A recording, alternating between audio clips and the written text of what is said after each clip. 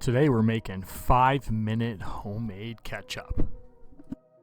The star of the show is tomato paste today. So you're going to empty your can of tomato paste, which is 6 ounces.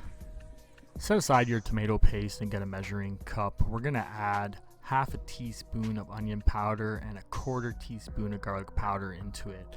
We're going to add a half a cup of hot water so the dehydrated onions can be reactivated. These 3 spices, I only used a pinch of each of them and added them to the water.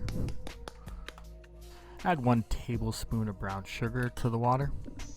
And add a 1/4 teaspoon of dried mustard. Also a half teaspoon of pink salt. I saved a little bit because you can always add more salt if needed. And whisk these ingredients together. It is hot water, so please be careful. I use this mixture to rinse out, get the remainder of the tomato paste out. I just slosh it around, and then I pour the whole water mixture into the can. And once that's done, you're going to grab your tomato paste, and then you're going to add your spice water to the tomato paste. Then we're going to add 2 tablespoons of apple cider vinegar. And then add a 1/4 tablespoon of paprika and a pinch of cayenne pepper for taste. And then we whisk it together. At this moment, it will become aromatic and kind of remind you of ketchup itself by smelling it. And there you have it, a 5-minute ketchup.